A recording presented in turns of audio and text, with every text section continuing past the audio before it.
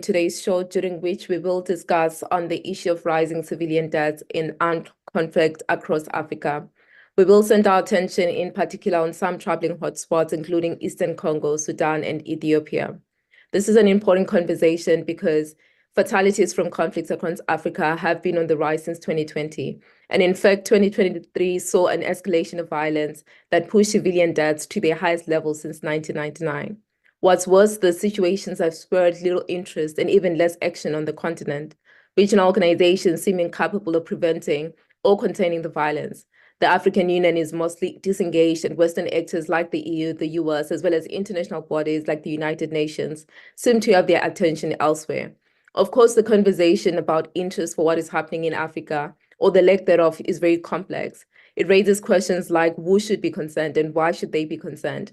The influence of those who feel compelled to care and to act should also be interrogated, since they're often shaping the direction of events and experiences for people on the continent. And this raises the central issue of urgency for Africans and the interactions that this interplay give rise to. In light of this, we hope that today's discussion will help to reinforce some central truth.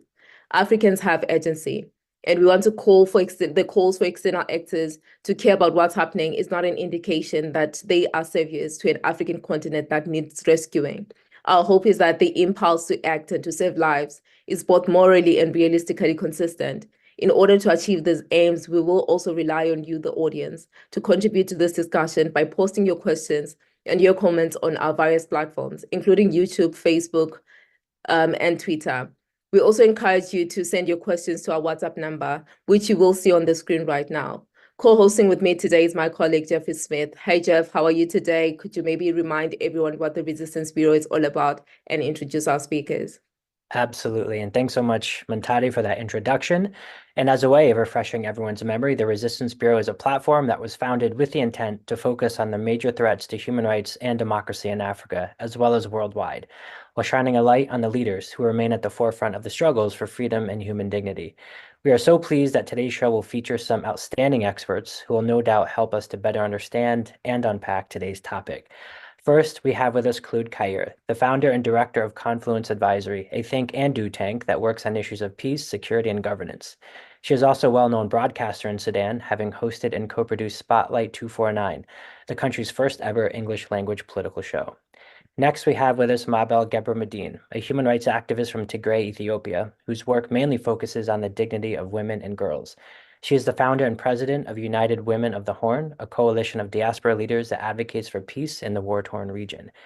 We're also lucky to be joined by Jason Stearns, an assistant professor at Simon Fraser University and one of the world's foremost experts on the conflicts that have long afflicted the DR Congo. He's the co-founder of several initiatives that investigate and publish research on Eastern Congo, including the Kivu Security Tracker and the Congo Research Group. Rounding out our featured speakers today is Clina Rowley, an award-winning researcher on conflict patterns and a professor of political violence and geography. We know her best, of course, as the founder and current president and CEO of the Armed Conflict Location and Event Data Project, which is a go-to resource for data on conflict and protest actions around the world.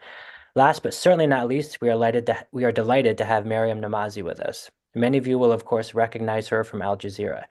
She is a television news presenter, correspondent, broadcaster, and a journalist who has covered extensively the conflicts in areas such as Eastern Congo, Ethiopia, and Sudan for over a decade, making her insights for today's show particularly relevant. We have a lot of ground to cover in a limited amount of time, so we do ask that our speakers keep their submissions relatively short. This is because doing so will leave ample time for us at the end to get questions from our audience. With all that said, Mantade, back over to you to kickstart today's discussion. Thank you so much, Jeff. Clina, I would like to start with you for you to maybe set the scene for us. For anyone who follows world news, it feels like things seem to be getting worse than getting better.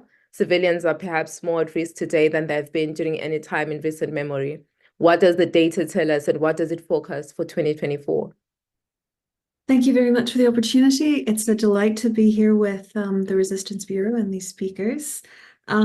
Yes, things are getting worse. There's no question about that. Last year, we predicted that we would continue a pattern of about 1 in 6 people being exposed to violent conflict. We had over 147,000 events and over 151,000 reported fatalities, and it's quite a conservative number. And within Africa itself, of course, we have about 60,000 of those fatalities, so quite seriously high numbers. But I would like to emphasize that fatality numbers, more so than any other type of information, tends to be the most biased and flawed of all event information. And one way we hoped to emphasize how many people were really affected and harmed by violence was to emphasize, of course, how many people were exposed to it. And within African states, of course, you have places like Sudan, where we're seeing about 53% of the population has been exposed to at least one event, if not repeated events from the last year, and extremely high rates of people who have to live with the violence rather than, of course, are murdered by it. Both are, I think, very important and complementary ways of understanding the depth of the problem we're dealing with and its pervasive nature. I will also say, of course, that the people committing this violence is a little bit different in Africa than we see in other world regions. We see, of course, a lot of insurgent activity, but increasingly a lot of these both fatalities and exposure rates are coming from militias. And they have, let's just say, a quite loose set of political agendas, but almost all of them commit quite high rates of violence against civilians as a kind of expression of their willingness to operate. And the third thing I will say is that as much as these numbers are increasing, and it's very serious that they are, the weight that high numbers now carry in the international or even national discussions of conflict has decreased. So it's very difficult to get people to recognize the seriousness or the even short and long-term harm of conflict through using fatality numbers. And that's partially, I think, because as we move into a multipolar world, the human rights conditions or the preconditions that would have normally maybe shaped some of the activities of African governments are no longer as strong. And that's leading to, I think, quite a not wildly abandoning any sort of restraint, but certainly we're seeing a decay in that restraint. Thank you. Thanks very much, Kleena. Just to follow up really quickly, this year, as many of us know, and as many viewers will certainly know, more voters than ever in history are heading to the polls this year, many of them in Africa. And we have countries that really run the gamut, from Chad to South Sudan and Mali. All these countries have upcoming elections, but also in these countries, these exercises are often violent contests for power, and they threaten civilians who are already caught in this increasing crossfire that you've talked about. So I wanted to ask you, what can be done, if anything, during these intervening months to mitigate the threat of violence, to keep civilians and voters safe, and ideally allow democracy to take root in the long term, if you had any thoughts on that. That's a big question. I will say, of course, that more than anything else, I think political order is underrated in a lot of these cases, in that the health of democracy can't be independent of a high level of order within countries. And so small things such as, for example, not supporting candidates that are associated with militias are often not even within the choice set of voters. But I do think that there needs to be a recognition, I suppose, on the part of the international community and everybody else that we're increasingly going to have to work around conflict rather than seek types of ways to engineer countries out of it. Because unfortunately, what I've seen thus far is that our excuse me, our ability to do so is pretty limited. So I always think, of course, more information is far better than less information, especially for voters, and also a recognition that political elites are increasingly using these militias in order to wrangle power and authority, and having a better conversation around that will, I think, lead to, of course, what people are looking for, which is both democracy and an ordered society. Thank you so much for those insights. And with that sort of macro level and that really excellent introduction, Jason, I wanted to come to you and dive down a little deeper into the area and the areas in which you are an expert, and ask you, so often in our line of work, certainly in my line of work, I'm asked about it, and I'm often confronted with the so what question, right? Friends and family, for example, who may not pay attention to the tragedy in Eastern Congo will ask me, why should I care? And I assume that you've also been in this situation. So sort of a layered question here. I wanted to ask, what is your response to that? Why should people care? And if you could, please tell us why the wars in Congo are simply not confined to the country itself. What are the bigger global implications here when we're talking about this specific context? Thanks, and thanks for the invitation to talk here.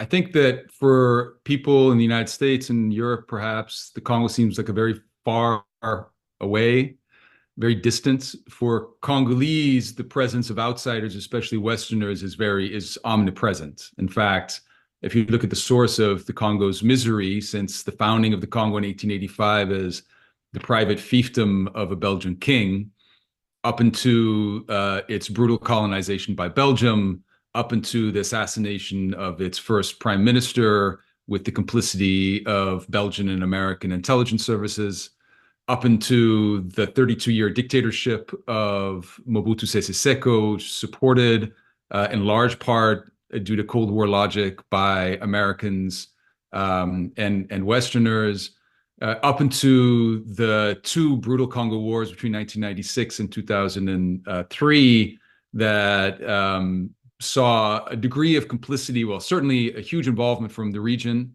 but also a degree of complicity from outsiders. The outsiders have always been, this was never a civil war in the Congo. Outsiders have always been extremely involved as the cause of the suffering, but also belatedly, I think, also as people, as the peace brokers. So for us, the Congo might seem like a long way away, but for the Congolese, its outsiders have always been at the source of many of their problems. I would just say that the last bit of this is, of course, the political economy. The Congo is the largest source of cobalt in the world. We currently still use cobalt in all of the almost all electric car batteries or batteries writ large. It's the largest producer of copper in Africa. It's one of the largest producers of copper in the world. The three neighboring countries to the east, Rwanda, Burundi, and Uganda, their largest source of export is currently Congolese gold. And so the Congo is also, in terms of the political economy, is omnipresent as well throughout the world. Thank you so much for that, Jason. I'm very curious because the conversation about conflicts in Congo is always attached to an external hand, international players or outsiders coming in and meddling. And one of the biggest questions that I have, especially when we think about the need for the world to care.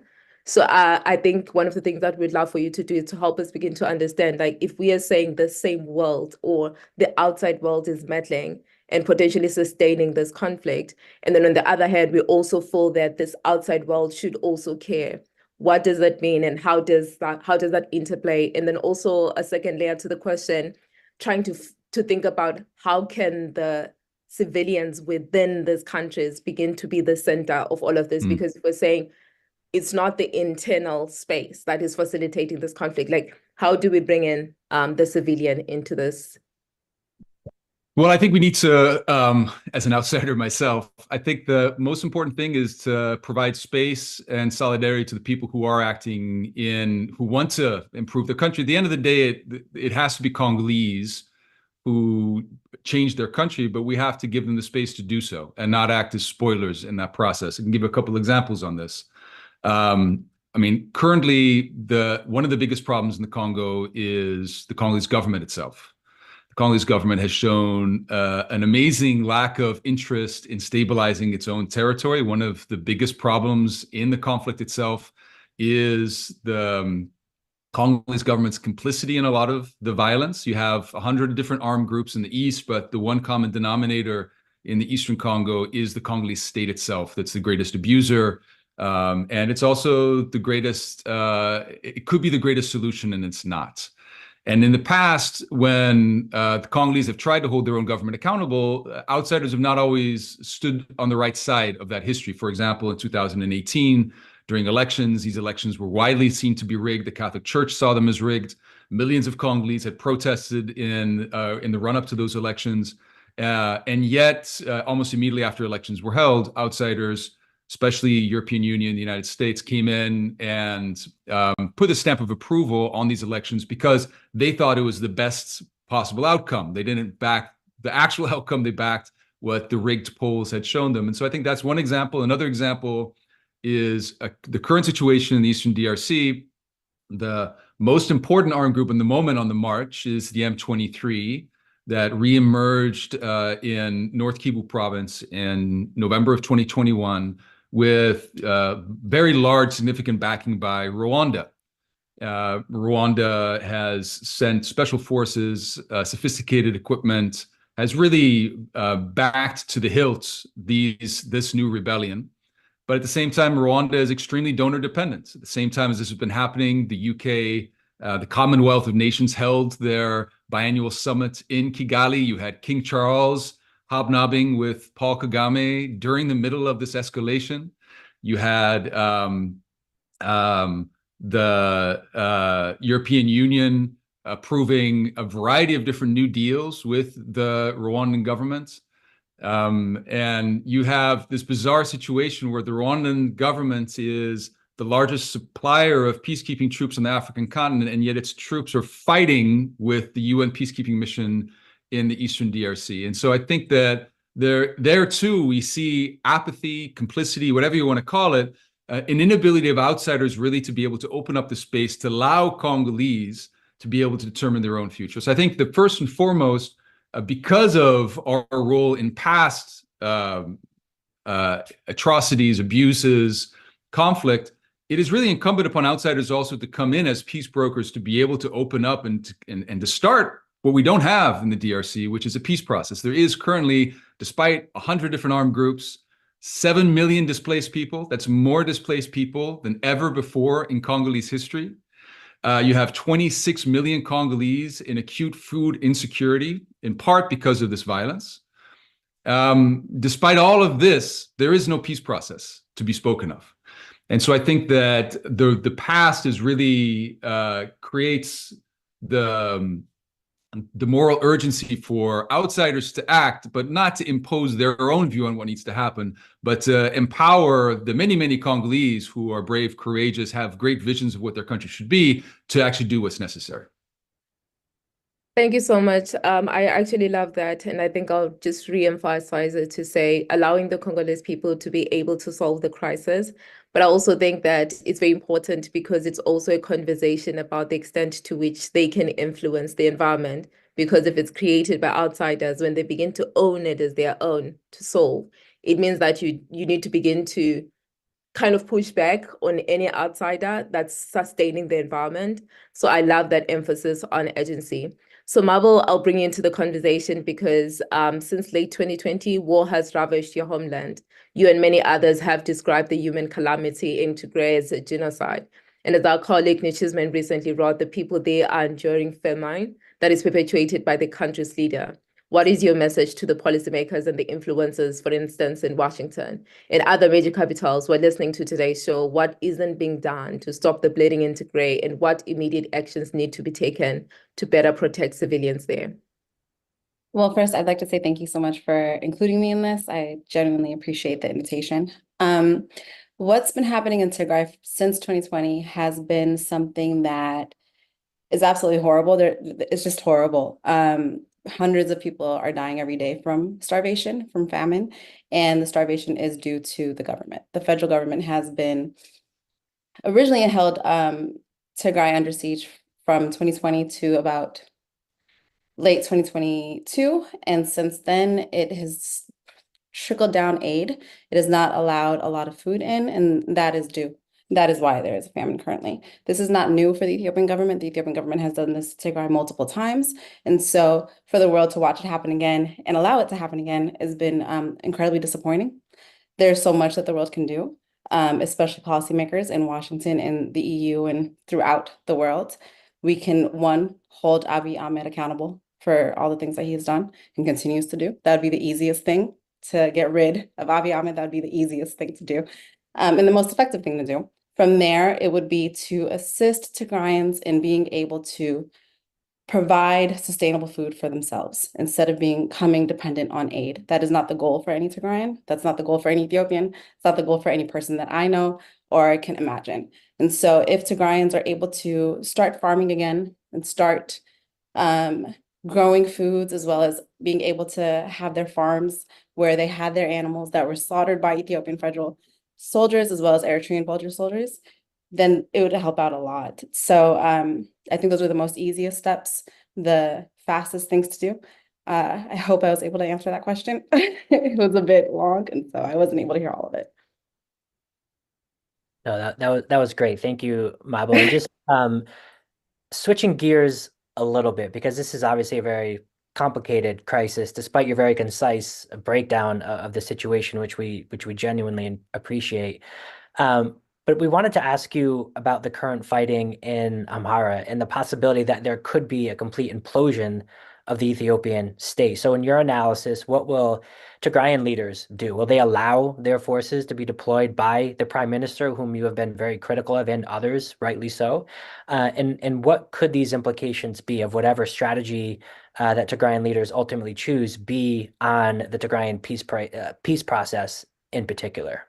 Well, I think everybody's kind of waiting and seeing to see what Tigray's interim government decides to do, especially when it comes to neighboring regions like Amhara, as well as what happens with Eritrea. I think the easiest thing to do at this moment would, again, just wait and see. What's happening in Amhara is something that we expected to happen. It's not something, and I don't believe anybody's surprised about what's happening to the Amhara region, but everybody is disappointed. Nobody deserves what's happening to Amhara people. It's happened to the Tigrayan people. It continues to happen to Tigrayan people. It's happening to the Oromo people. It's happening throughout Ethiopia. But right now, what's happening to the Amhara people is uncalled for. It's unfathomable, and it's something that I can't stand for. And so I'm not sure what the Tigrayan interim government will do. I'm not a part of the government, but I am hopeful that whatever decision that they make will be in benefit for Tigrayans. The only people that have been able to stand and help Tigrayans have been Tigrayans themselves. And very, very little aid has been able to get in. They have not received assistance from any other form of government, while the Ethiopian government has received not just aid and financial support, but they've also been able to get drones in from multiple different countries. They've been able to get weapons. The war on Tigray is said to be the only time that Iran and Israel work together. They both sent drones to help the Ethiopian government kill Tigrayan citizens, just regular people were killed by drones sent from Israel, Iran, Turkey, UAE. I can name so many different countries that have been involved in helping Tigrayans die. And so that is now happening to the Amhara people. It's not something that should be allowed. Nobody should be allowing Abiy Ahmed to continue doing what he's doing, but nobody is stopping him. The Nobel Peace Prize Committee has not taken their Nobel Peace Prize away from him. That is one consequence that would have been an optical type of consequence, but it would have been something that has not happened. The only thing that I'm sorry, were you going to say something, Jeffrey? No, please continue. Okay. The only thing that has happened on the US side is sanction-wise or consequence-wise has been AGOA. And that has been pretty minimal, very small. It's not, it doesn't have the power to really shut Ethiopia's economy down in a way that would really force Abiy Ahmed to do something and to take some type of actual change. Policy-wise, government-wise, Abiy Ahmed continues to reign his terror among all Ethiopians, which is then affecting neighboring countries. We're seeing what's happening in Eritrea. We're seeing what's happening in Somalia. Just recently, Abiy Ahmed was agitating the Somali people in the Somali region of Ethiopia, as well as Somaliland and Somalia overall. And so as long as Abiy Ahmed continues to be the Ethiopian prime minister, the Horn of Africa is not safe. Thank you. Thank you for those insights. Khulud, we wanted to turn to you next. Thank you for joining us. As many listeners might know, Sudan is also experiencing quite a bit of human tragedy. I recently listened to a podcast in which you were featured, and it was dubbed the worst crisis in the world that receives the least amount of attention. And the numbers would seemingly back this up, right? With nearly 7 million people displaced, a worsening crisis that again may amount to genocide. And part of the problem, we've even heard Jason and Mabel speak to this in Eastern Congo and Ethiopia. Part of the problem here seems to be the very complex nature of the conflict itself, since it involves a web of both local and global actors. Given that that is also the case in Sudan and the ongoing crisis there, we wanted to ask you, to the best of your ability, of course, in the time allotted, if you could break this down for us, break down this conflict and the reality faced by Sudanese people for our audience, if you could do that. Sure. I mean, we have to remember that this war didn't come out of a vacuum. This war is very much a counter-revolutionary war. The two main belligerents who were, brothers in arms not so long ago, and were very much part and parcel of the genocide in Darfur, 2003 to 2005, have since had a rupture between them. They both want the whole cake to themselves after having unseated Bashir at the behest of a very large popular movement. And that realization that they both wanted the whole pie to themselves is what led them down this road towards this war. But really what they're fighting over is not just the ability to conquer the state, but the ability to kill the revolution. And so what we have seen in this war is that they're not just fighting each other, they're also and mostly fighting civilians. So you see, for example, the Sudanese armed forces are disappearing activists, indiscriminately bombing heavily inhabited areas. You see the RSF committing mass atrocities that may indeed, I believe at least, amount to genocide. And they're really sort of going after the civilians, many of whom had unequivocally rejected military rule in 2018 and 2019, and just ensuring that when either of them, as they see it, takes over after the war, they would have less resistance from the very strong localized networks, particularly the resistance committees that had mounted such a big revolution that unseated the 30-year dictatorship of Omar al-Bashir. So for me, that's the central point here. Yes, we can talk more about the nuances and the complexities, but at its heart, this is a counter-revolutionary war against the civilians of Sudan for the objective of controlling power, controlling resources, controlling the politics of the country. Thank you so much, Khalid, for that. And I wanted to just bring in this idea that we need to also think about the potentially negative media narratives as well. The statistics about loss of civilian life, for example, that can disregard the agency of Africans and the Sudanese as well. So I wanted to ask you if there are hopeful signs or ongoing efforts in Sudan that highlight the powerful pushback that might be useful in building peace or finding solutions to the crisis, and also shouldn't those efforts form part of the story that is being told about Sudan and Africa more broadly? I think when you have the kind of humanitarian statistics that we have in Sudan right now, it's very difficult to tell a good news story. And oftentimes, anyway, that is not what newsrooms are after.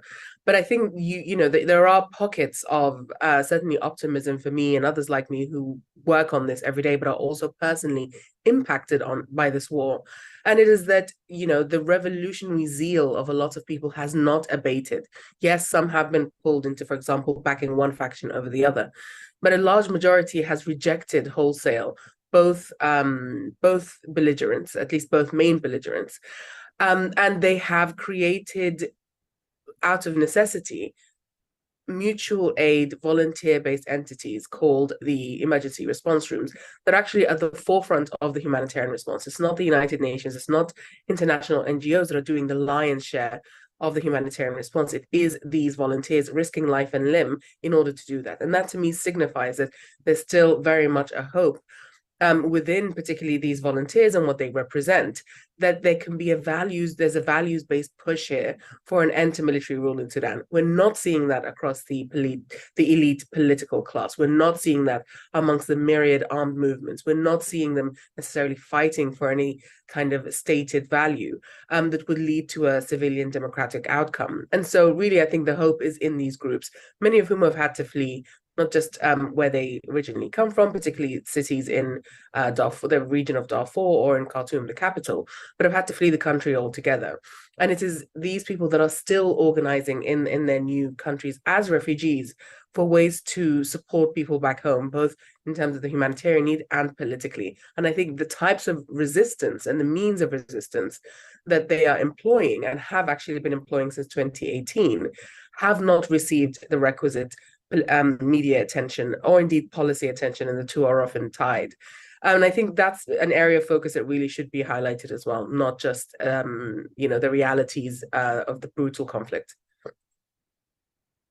Thank you so much, Khulud. And to everyone, I am really impressed. You all get a gold star. We've actually finished right on time for our discussant today, who we're very lucky to have, Mariam Namazi, to get her thoughts on the discussion so far. And I think this was actually a very good segue when we've been discussing the media and media coverage or lack thereof. And as someone who has covered the crises we've delved into today, we felt that it should be perfectly placed for this type of role. So Mariam, I'd love to get your thoughts on the conversation so far, but also throw you a question to start thinking about, because as I believe you saw on Twitter yesterday when we were promoting the show, we asked our audience, why some of these issues are not receiving the attention that they should merit. And a prominent journalist actually responded saying that it often comes down to practical decisions as opposed to editorial ones. She mentioned in particular that it's difficult for foreign journalists to get visas to some of these conflict areas, that they are expensive to cover, and that other crises like Gaza and Ukraine, for example,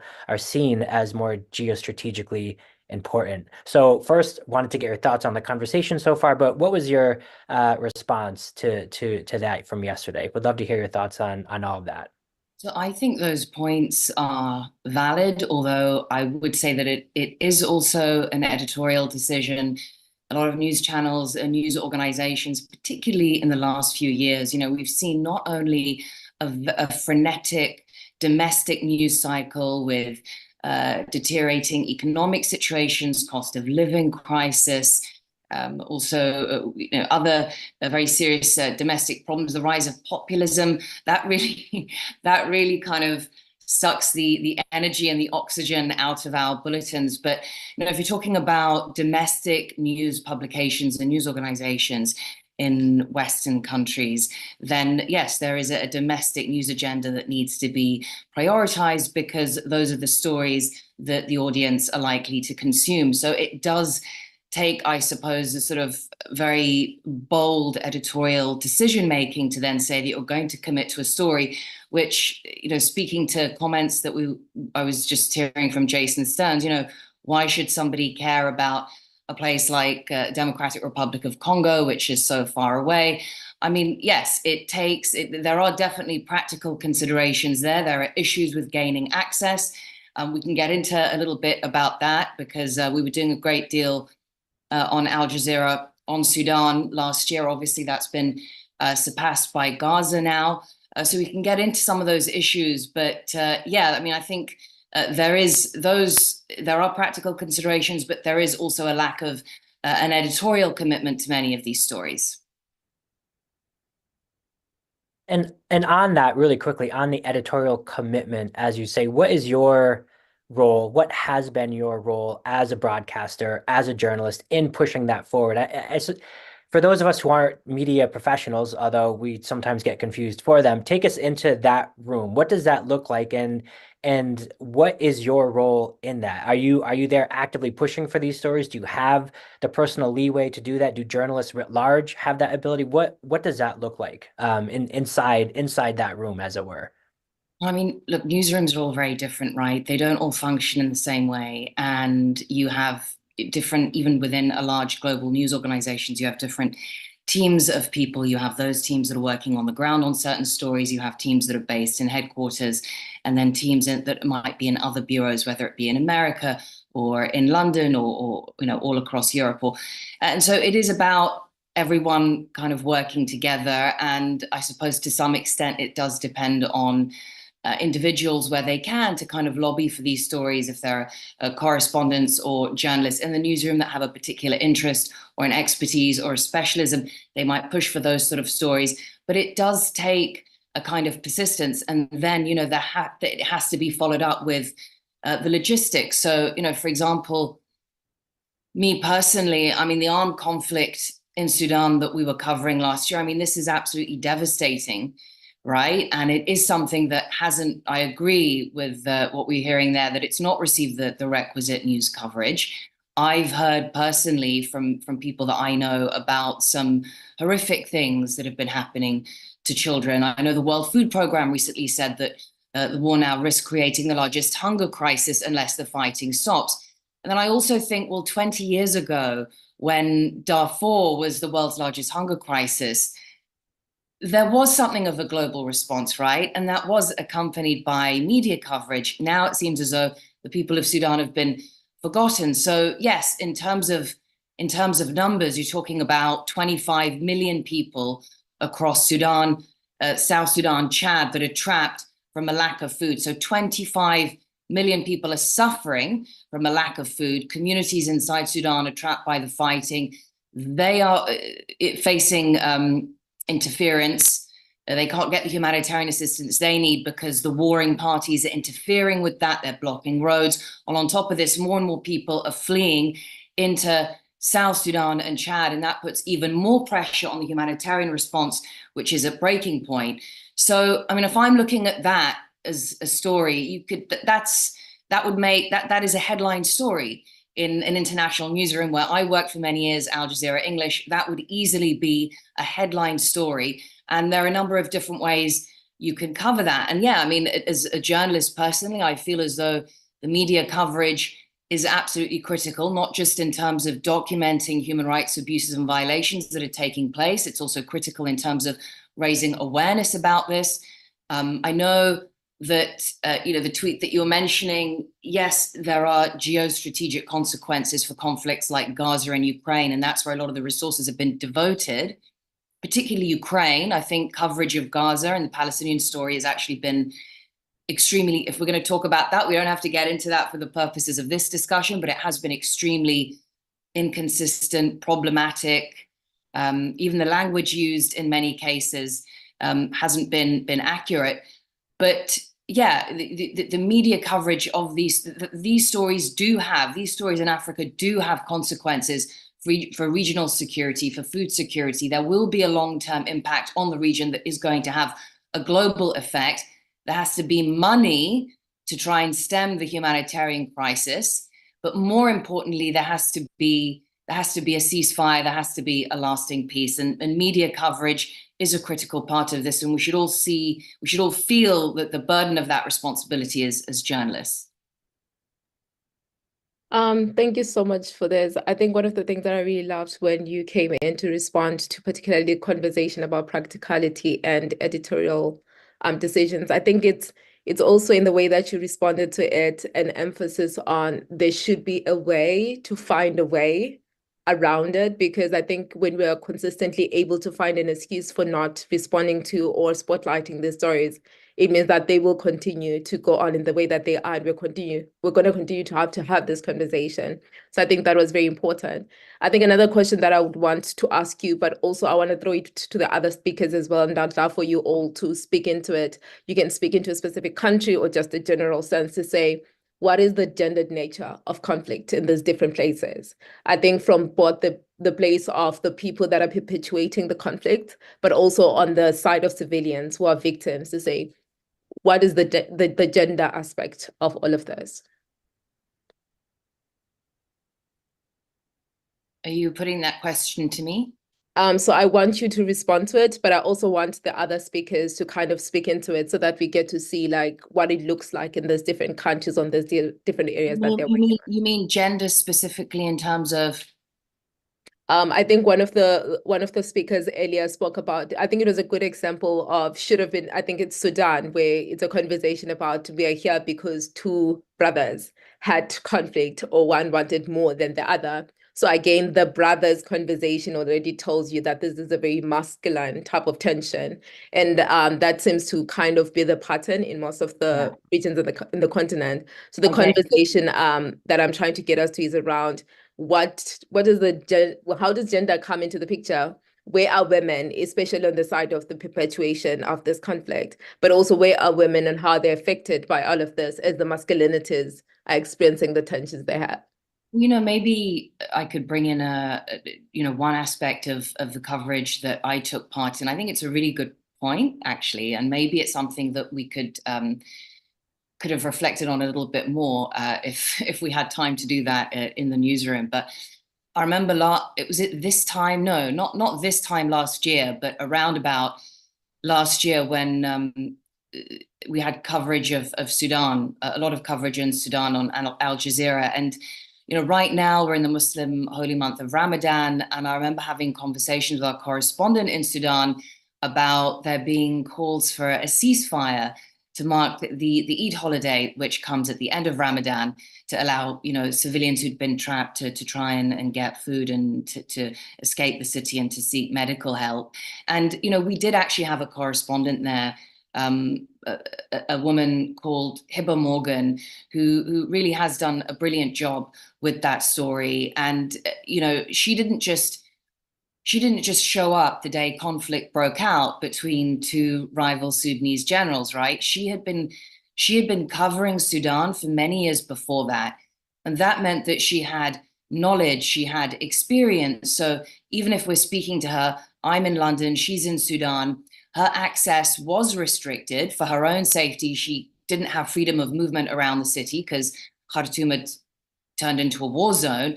But she was still able to deliver a report that didn't just go into the basics of what, where, who, how many killed. She was able to bring more than that. And that was because, first of all, there had been a decision to invest in the story, to have someone there doing the work. She brought insight, analysis, context. Even though she couldn't get around and show us physically what was happening, she could still help us understand what was happening in Sudan and why. So for me, yes, gender aspect is definitely something to think about, but also I think what was great about that coverage was the kind of detail and perspective that comes from continuously covering the story. Even if she did, she covered a lot of different stories in the region, but you have this accumulated knowledge of traveling in Sudan, working in colleagues with Sudan, just spending time inside Sudan, and all that infuses her reporting with something different compared to somebody who might have just flown into the country to cover the story when it breaks. Thank you so much for that response. And to the rest of the panelists as well, maybe from the different countries that you were speaking about, where you're from, I think I'd really be keen to kind of get a sense as well on the gender aspect within those countries, primarily from the side of, the perpetuation of the conflict, but also on the side of civilians as victims. What does it look like in the different spaces? Would it be okay if I answer really quick? Yes. Okay. And so when it comes to the gendered aspect about this and the question, where are the women? That is the question that I ask continuously everywhere I go. Where are the women? And what's happened to the women in the Horn of Africa? I can speak to specifically also the DRC. Conflict-related sexual violence is a humongous issue for African women, especially women who are in the middle of a conflict at this moment. Conflict-related sexual violence in Tigray just alone, Tigray before the genocide started, and I'm saying genocide because that's what Tigrayans feel, over 600,000 civilians have died during this few years. And so that's why we call it a genocide. Within this time, over 130,000 women have been counted as conflict-related sexual violence victims. 130,000 have been counted. That is not the women who have not come forward. We don't know how many have died due to CRSV. We don't know how many are still experiencing CRSV. A lot of Tigray is still under occupation. Eritrean soldiers, federal soldiers from Eritrea, are still holding the border towns in the north and some of the south hostage and under siege. And so there are women today who are still experiencing genocidal rape. That is what conflict-related sexual violence is. It is rape at such a level that is horrible in the midst of conflict. There are other parts of Tigray that are being held hostage and under siege from other militias, Fano, Amhara, the Ethiopian federal soldiers, and so forth. And there are women there who are experiencing conflict-related sexual violence. Conflict-related sexual violence is happening in Sudan. It's happening in the DRC.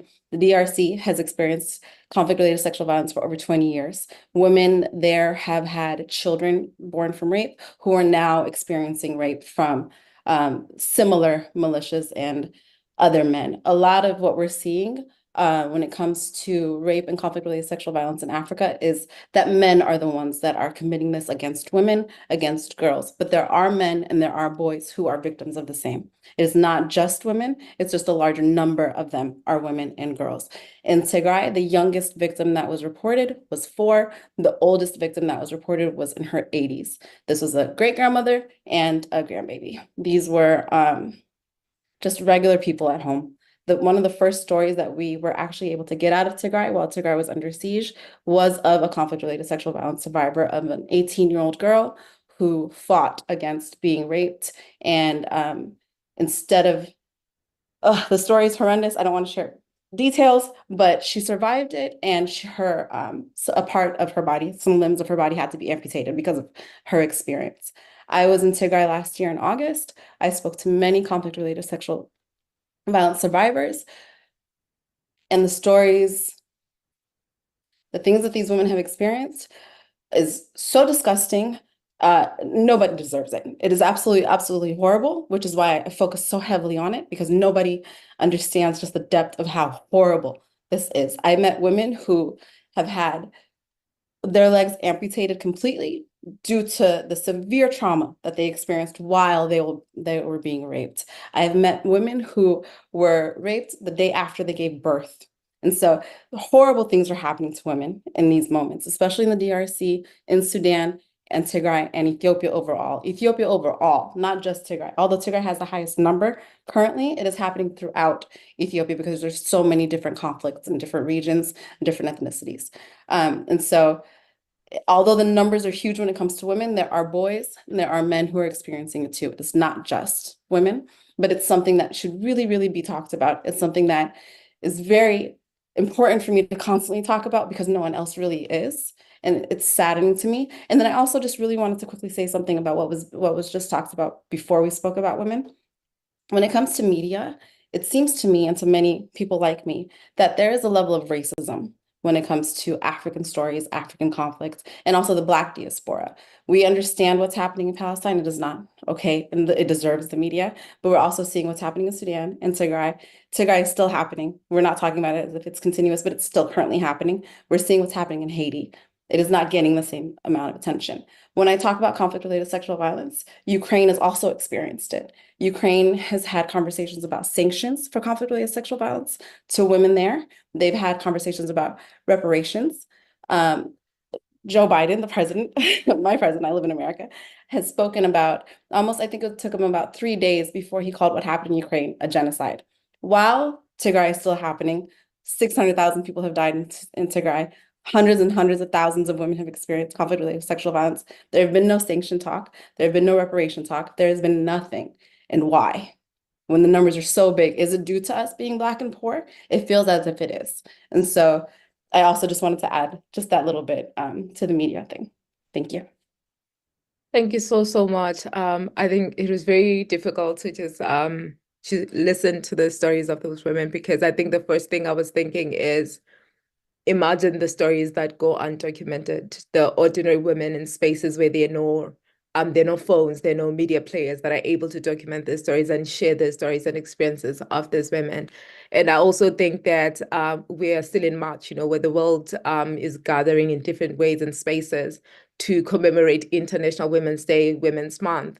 And I do think like what you're saying, to say, we need more of these stories told. We need more of these stories documented as well. And I think it's very important, because I think for me, in all of those conflicts that are happening in different spaces, I don't think I've seen a space where you can actually come in and begin to see what it looks like for women, for girls in those different spaces. And I think it's very important for us to think about it, and not just on the side of victims, because I think the reason why I keep referencing the idea of where does gender come in when we talk about the people or the missionaries that are perpetuating those different conflicts, it's a conversation around if gender is not in the picture, it means that there's so much that we're missing in the analysis. So I hope that in different spaces, whether it's academia, it's media, there's going to be a lot more conversation around the aspect of gender, not just on the side of women as victims, but also on the side of the perpetuation of this conflict. And then I think the second thing that you mentioned, the feeling that there is racism when it comes to African stories, and just looking at the ways that some countries get a little more attention or urgent responses. And I think that's the premise of this conversation today, really, to talk about the different players that have a certain level of influence, whether it's media or it's international organizations like the UN, the European Union, whether it's governments like America, the UK, wherever else that have this big influence, the African Union and the SADC, to say when people handpick what gets attention, or when people handpick what they respond to, it then comes back again to a conversation around like what is it that people benefit from the ongoing conflict, because unless you're benefiting from something, you wouldn't allow it to go on. It's a conversation that could go on, but I think it's just this idea of we're having this conversation today because we're saying there should be a form of consistency in the way that we respond to crisis and the way that we spotlight the stories that are happening. Jeff, I'll hand over to you.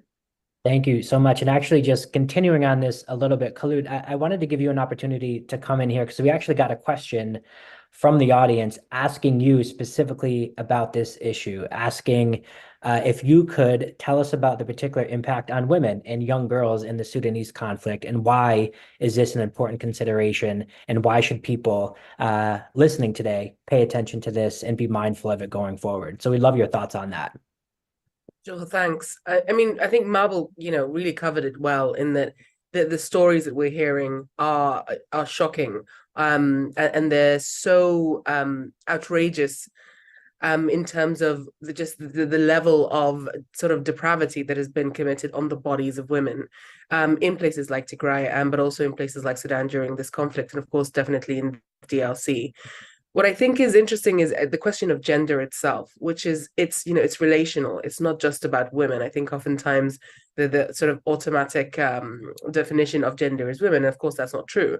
And I think it's the relational element actually of gender that's more interesting. It's what do women represent, for example, in these acts of sexual violence that make men keep perpetuating them, particularly men with weapons. And those are the kinds of questions I think we need to ask ourselves if we have any hope of dealing with the sort of conflict-based gender violence and how much we're seeing all across the board.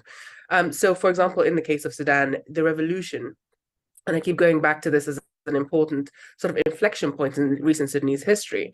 The revolution was mostly led by women. It is women that kept the pace of the revolution. It's women that kept the patience, really, of the revolution, because they knew this was going to be a hard slog, and they had a lot to. They knew what the stakes were. The Islamist regime of General Omar al-Bashir, before the revolution, had exacted a lot of punishment on women in terms of restricting their rights, in terms of restricting their bodies, in terms of restricting their freedom. And so women knew what was at stake, and they were much more, willing to put in the time effectively to see that revolution through. And in many ways, the violence against women now can, to some degree, within this framing of it as a counter-revolutionary war, be seen as sort of a pushback against the role that women played in the country. But of course, Sudan has all these multiple complex gender-related issues that fall outside of the conflict, and we're seeing some of those exacerbated by the conflict thus far. But I would say that there are also, again, where we saw women really take the lead in the revolution, where we saw women really sort of step up and become part of the push for change. We're also seeing that now within this war context. So I'm also want to push back a little bit on this idea of women as victims, because we're seeing a lot of agency out of women who are reporting what's going on, that documenting what is going on, that are, doing a lot of advocacy work to try and shed light on what is happening across the country, not just in places that they come from. We're trying to push back against the very idea of a militarized state that would wage war on the bodies of women. And so I think, we need to sort of balance out those two things, the sort of the real victimization of women with the real agency that we're seeing as well. That's such a great point, and thank you for raising that. I noticed we're running a bit short on time, so I do want to get some of the questions we got from our audience today. And Kleena, lucky for you, you're the first one here. And we've got a question in right at the outset, and it sort of fits in actually with a lot of what we've been talking about in terms of these staggering statistics that we've heard today, which is, even for me, someone who works on these issues, it's hard to wrap one's mind around that. But the question for you, Kleena, is how much data about violence do we miss because it is not reported? And does this mean that the situations that we've talked about today, for example, are in reality even worse than we think? So not to bring it down even more, but we'd love your thoughts on that, because I'm sure it's something you've thought a lot about in the course of your work. Thanks very much for the question. It's excellent. So we miss a lot of information about the lived experience of violence. There's no question about that. And also, of course, there are cases in the world and across Africa in which the ability to get accurate information is always in question. And so what we're doing is trying to present a picture of what's happening within a place and its complexities. But there is no truth, right, that somebody can document in a data set and then represent elsewhere. And so it really is one tool amongst many others to represent what conflict is to live with and live around and be exposed to. And I would, pardon me, I've got a bad cold. I would hesitate to have anybody depend entirely on quantitative assessments of conflict to get a fuller picture of what's happening. And in particular, to take up the excellent point on women, as I mentioned earlier, I really prefer the notion of exposure to fatalities, and that's because fatalities itself is a very gendered metric. It often focuses on battle deaths and men dying, rather than the communities that women have to sustain after many men have died, and the children that they have to raise, and the terrible conditions that they have to live in, and of course the sexual violence that they are preyed upon by all manner of armed groups. And so that is a particularly important way to talk about the depth in which people's experience in violence cannot be easily measured by any means, and in fact maybe can't be measured, has to be spoken about rather than measured. Right. Thank you, Kleena. And Jason, we had a question come in for you as well, and that is, much like Sudan, part of the problem with conflict in Eastern Congo is that it's very complex. It is not easily distilled into sound bites or headlines, one that might attract the attention and necessarily merits. So what is your take on this? And are there any available resources that you would recommend reading or watching to better understand the many myriad complex conflicts and wars that are ongoing in a country that you know so well? Yeah, this has always been the curse of the Congo. It's a fractal conflict with no clear storylines. It's no clear. People always grasp for the heroes and the villains, the nice succinct plots with good guys and bad guys in them. Those don't really exist in the Congo. And so that's always been something that's dogged journalists, anybody writing on the Congo. It's undermined coverage of the DRC for a very long time. And I think what Mabel's point about racism definitely plays a role. There's just no way around. I did an analysis a few years ago, I think it was in 2018 or 2019, when the Syrian civil war was still raging worse than it is today. And Syria was covered, I think, on the front page of the New York Times, which already has quite a, it's one of the leading newspapers in terms of foreign coverage, has strong foreign coverage. Syria was covered, I think, 270 times, roughly. I don't have the exact figures. The Congo was covered on the front page that year. The Congo had 3 stories on the front page that year, although displacement was just as high in the DRC. And I think of the 3 stories, one was about George Clooney and one was about mountain gorillas. And so it's just, there's no way around seeing that people care about people dying in some places more than in others. And the fact that those places happen to be poor and Black is not a coincidence. It's about geopolitics, and it's also about race, I think. So I think that's it's true. The complexity of a narrative is true, but people do have the capacity of caring about complex things. You know, we see it everywhere around us. There are complex news stories all the time. And so it's about editorial decisions, as has been said here before, but it's also about creating coalitions in our societies in the West, in the United States, in Canada, and in Europe, that put these stories to the front line. It's about grassroots activism, and we have grassroots activists here on the show today about putting these front and center. I think that's one of the weaknesses that we've seen in terms, you know, across the political spectrum. I'm American. You can see this on the left in the United States. You can certainly see it on the right in the United States. You know, there's a very strong progressive policy in the left in the United States about domestic issues. There is not a very strong progressive policy about international issues in the United States. And I think that's a huge problem. You know, what does solidarity mean? It's one of the questions I think you're asking in the show. What does solidarity mean? International solidarity really mean? And we just dedicate much too little time, not just in the media, but in terms of political coalitions that we form, in terms of grassroots civil society mobilization, in terms of solidarity, human solidarity writ large. I think there's just much too little about that. So I didn't exactly answer your question, but I really wanted to make that point, because at the end of the day, if you want to act, you can't just act and blame the media and blame whatever it is, CNN and Al Jazeera. Of course, they have an enormous amount to blame. They have an enormous amount of power, but from the grassroots up, you can drive those changes as well. And I think there as well, we haven't done, respectively, in each of our own countries, we haven't done enough to push that agenda forward. Thank you, Jason. And just really quickly, are there any resources, journalists, academics, for those listening today that you would recommend? It doesn't have to be an exhaustive list, of course, but that, you know, you're an expert on these issues. Can you help point some of the viewers today, including the person who asked this question, in the right direction? Well, I'm going to have to put a plug in for some of the organizations I'm affiliated with. There's Ebuteli, which is a Congolese organization based in Kinshasa that does fantastic work. I'm affiliated with it on violence, but also on governance and politics. These things are all intertwined. They put out online trackers. So you have the Kivu Security Tracker. You have a parliamentary tracker on parliamentary behavior in Kinshasa called Tala Tala. These are on there's graphic representations of political behavior. Of course, you have the wonderful work that ACLED does, Clean Us Here, that also tracks violence across the DRC. So in terms of like tracking violence, those are good. In terms of news, research, I would say it's Ebuteli, Congo Research Group, International Crisis Group. They do fantastic work in terms of the political research.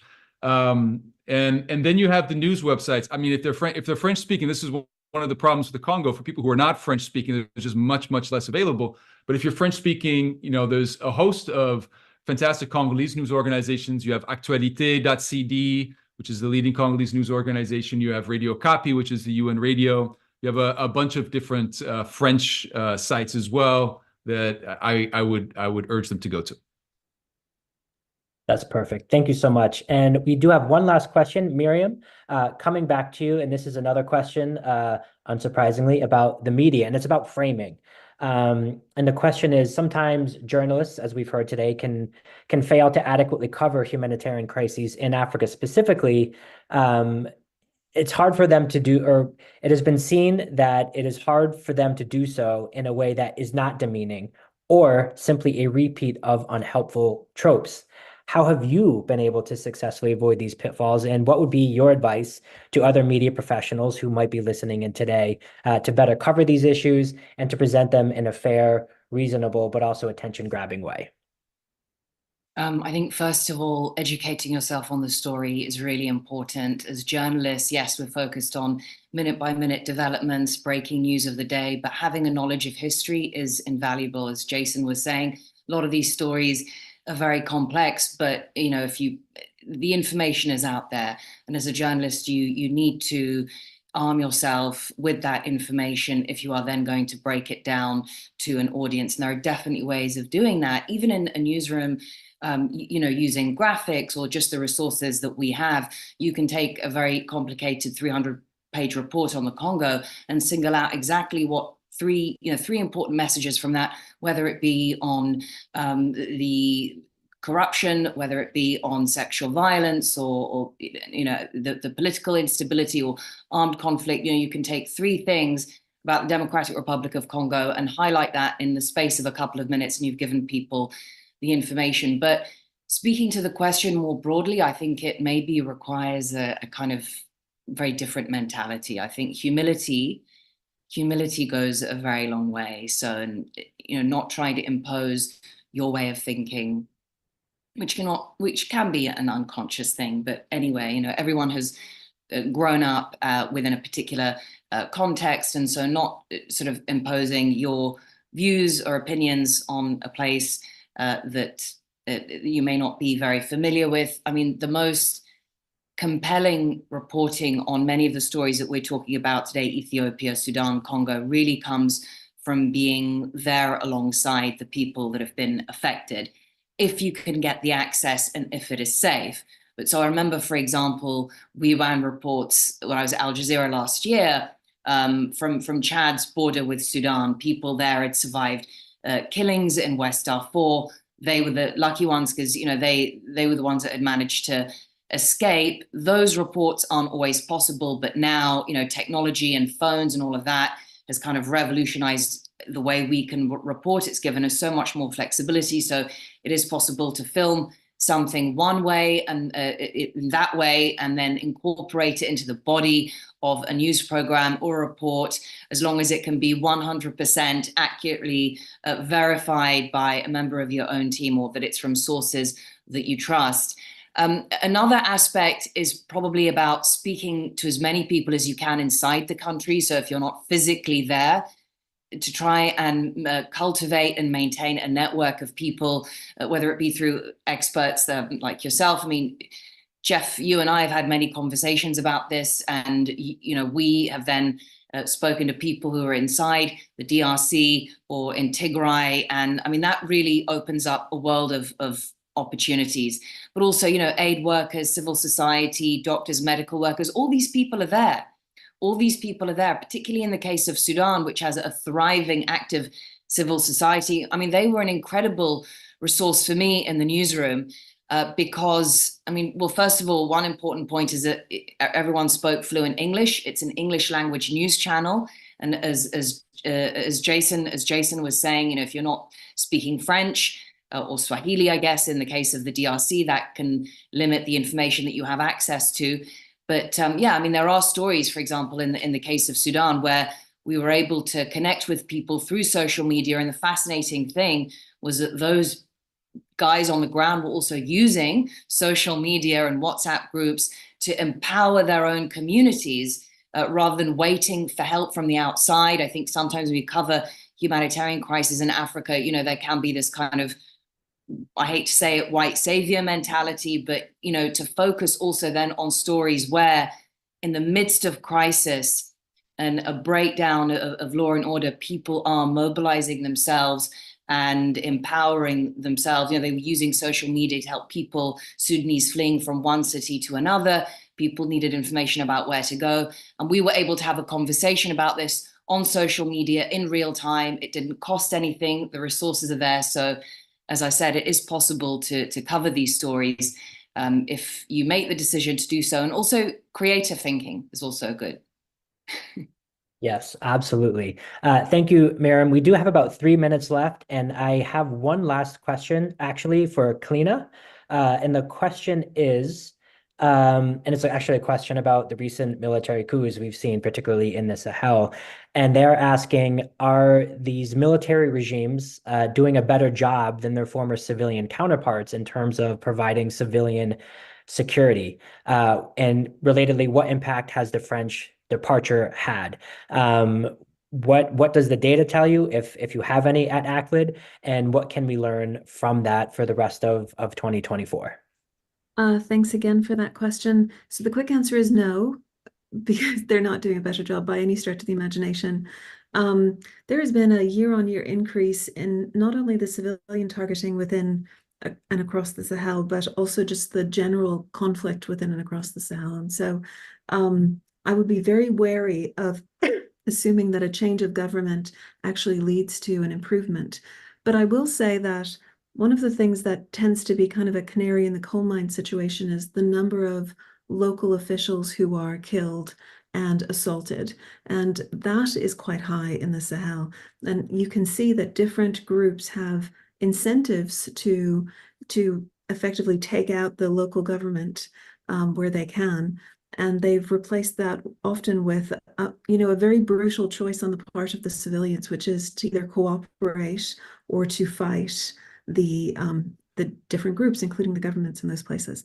But I will note that the increasing likelihood that governments are attracted to groups like the formerly Wagner and now PMC, knowing that these groups have a much higher rate of violence against civilians as part of their repertoire than any other armed organization, is very, very serious and very worrying.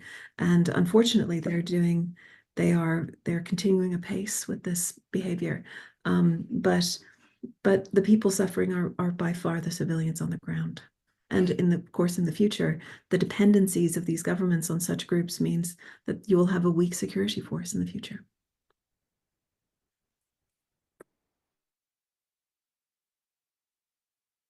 Thank you very much. And Mantade, I think we're about out of time. So over to you to take us home. Thank you so much, Jeff, and thank you so much to everyone that joined us today. As always, we would have loved to keep this conversation going, but time, of course, does not permit us to do so. We encourage everyone who tuned in to post your reflections and thoughts on our social media platforms to carry this conversation forward, inject new ideas, as well as to inform future conversations. As well as a well-deserved shout out to today's expert panel. We appreciate you spending time with us today. And going forward, our team at the Resistance Bureau looks forward to keeping in touch with all of you and highlighting the important work that you will not doubt continue to do. Please stay in touch with us between shows by visiting our website, theresistancebureau.com, and by subscribing on our homepage to get updates on upcoming shows, as well as this show as well, and also just show summaries, video clips of participants, and relevant research and articles on different short topics. On our website, you can also revisit all of our past shows, which are saved in the episode section. We're also on Twitter, Facebook, Instagram, and YouTube. So you can just follow us in those different spaces. You always get an update of what's coming up, as well as just engage with us in the different spaces. As a final note, the continued impact of the Resistance Bureau is a testament to the efforts of our entire team. Thanks to our tech lead, Peter Dory, and our creative advisor, Ndodam Saga, as well as a shout out to our colleague, Nick Chisman, who failed to join us today. We're always working behind the scenes to make sure that this show is a vibrant and successful one. To our audience, we appreciate you for joining us today and for always supporting us. We look forward to seeing you in future programs, both on our different shows, but also on our Twitter spaces. Take good care and goodbye to everyone.